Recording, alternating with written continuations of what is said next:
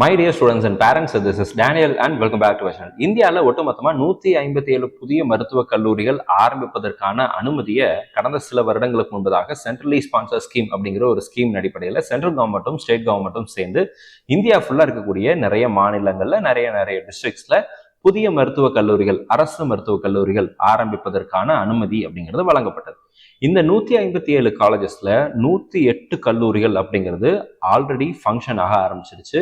Last year 2023 அப்படிங்கிற இந்த counselling, last year கவுன்சிலிங்லேயே பார்த்தீங்கன்னா இந்த 706 கல்லூரிகளும் பார்ட்டிசிபேட் பண்ணாங்க.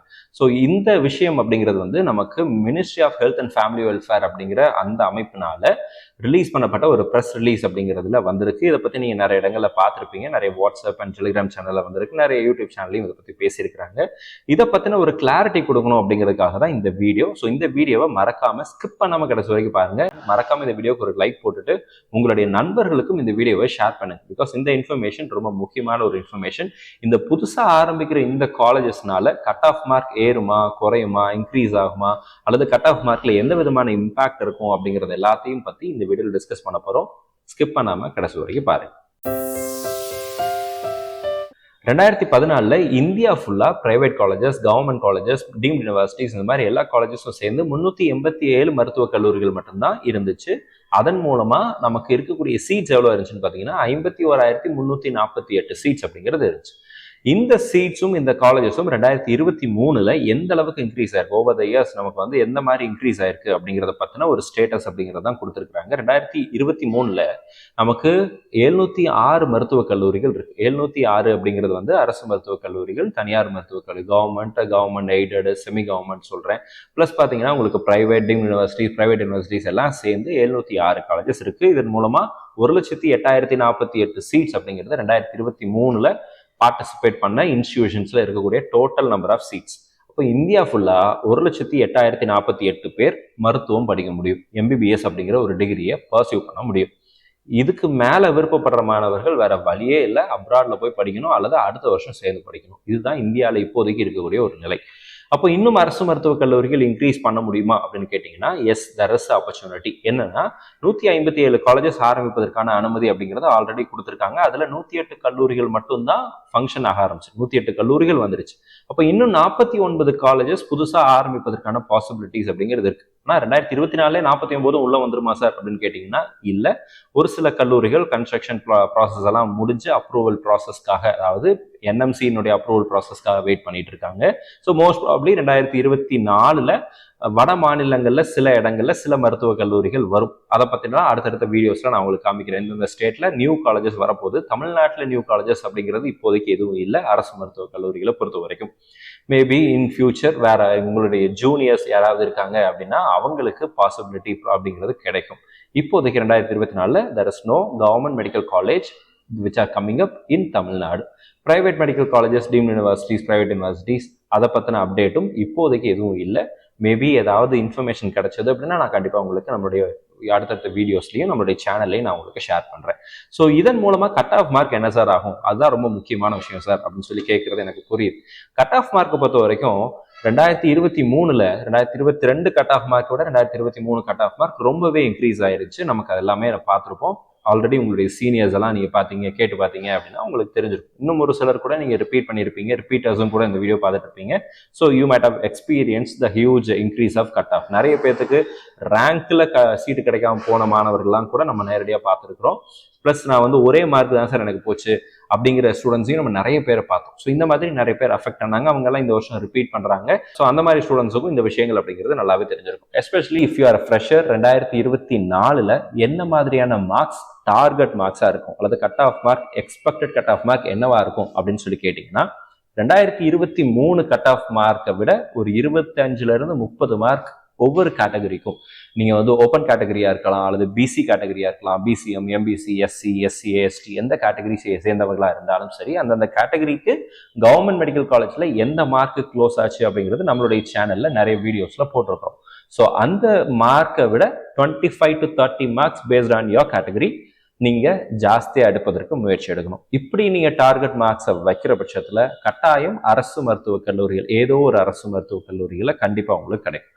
நான் டாப் காலேஜஸ் தான் சார் போகணும், நான் எய்ம்ஸ்ல தான் சேரணும் அப்படின்னு இருந்தீங்க அப்படின்னா தென் அதற்கு தகுந்த மாதிரியான மார்க் அப்படிங்கிறது நமக்கு தேவை. குறைந்தபட்சம் ஒரு 700 மார்க்குக்கு மேல நீங்க எடுத்துட்டீங்க அப்படின்னா தென் ஷியரா ஏதோ ஒரு எய்ம்ஸ்ல கண்டிப்பா நல்ல எய்ம்ஸ்லேயே உங்களுக்கு கண்டிப்பா கிடைச்சிடும். எதா இருந்தாலும் பரவாயில்ல சார் அப்படின்னா ஒரு 680 பிளஸ் ஆகுது நீங்க எடுத்துட்டீங்க அப்படின்னா, இது நான் சொல்றது யார் யாருக்குன்னா ஓசி அண்ட் ஓபிசி கேட்டகரிக்கு சொல்றேன். ஸோ இந்த மாதிரி கேட்டகரியில் நீங்க இருந்தீங்கன்னா ஒரு 680 பிளஸ் எடுத்துட்டீங்க அப்படின்னா you good join in an AIIMS, ஒரு எய்ம்ஸ்ல நீங்க வந்து தாராளமா சேர முடியும்.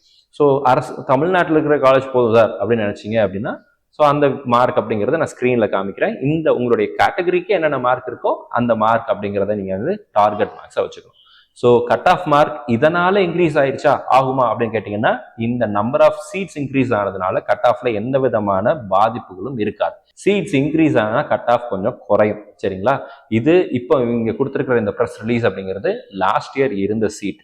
இந்த வருஷம் புதுசா எந்தெந்த காலேஜஸ் எல்லாம் வருது அப்படிங்கிறது நமக்கு எக்ஸாமினேஷன் தாண்டினதுக்கு அப்புறம் கவுன்சிலிங்க்கு முன்னாடி நமக்கு சீட் மேட்ரிக்ஸ் எல்லாம் வரும்போது நமக்கு தெரிய வரும். ஸோ அது வரைக்கும் அக்யூரேட் ஃபிகர் அப்படிங்கிறது கிடையாது.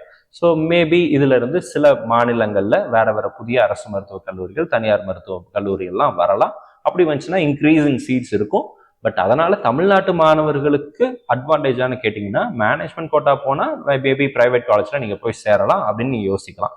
இல்ல சார் நான் கவர்மெண்ட் மெடிக்கல் காலேஜ்ல மட்டும் தான் சேர போறேன் அப்படின்னு கேட்டீங்க அப்படின்னா தென் நீங்க சீட்ஸ் ரொம்ப இன்க்ரீஸ் ஆச்சு அப்படின்னா மட்டும்தான் கட் ஆஃப் மார்க்ல பெரிய வேரியேஷன் அப்படிங்கிறது வரும்.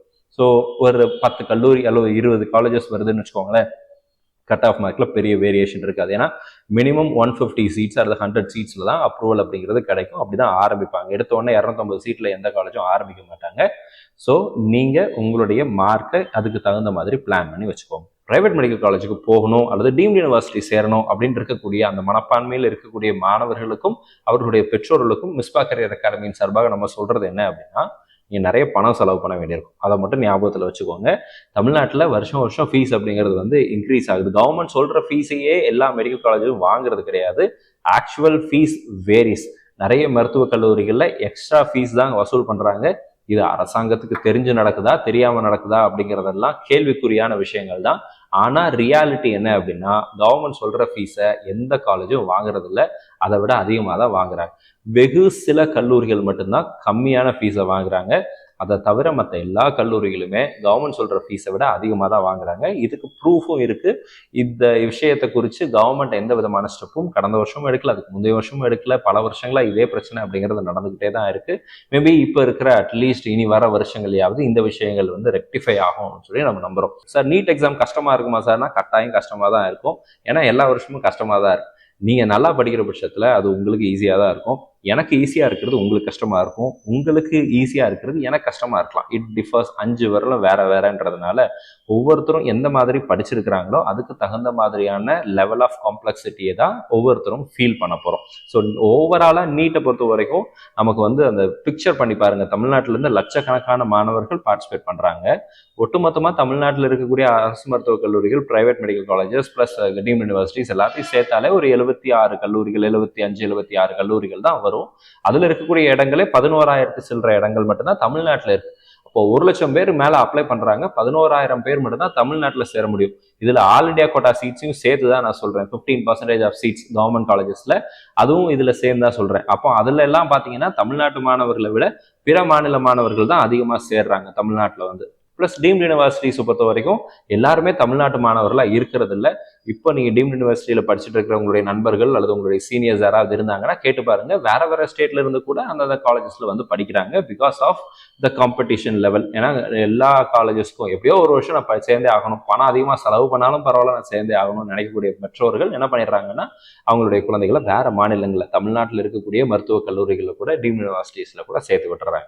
ஸோ இந்த மாதிரி சீட்ஸ் எல்லாம் போச்சுன்னா ஒரு 7,000 அல்லது 8,000 சீட்டு மட்டும்தான் நமக்கு நம்ம தமிழக மாணவர்களால் சேர முடியும். அப்போ காம்படிஷனுங்கிறது கொஞ்சம் ஜாஸ்தி தான். இந்த ரியாலிட்டியை மாணவர்கள் புரிஞ்சுக்க தான் செய்யணும்.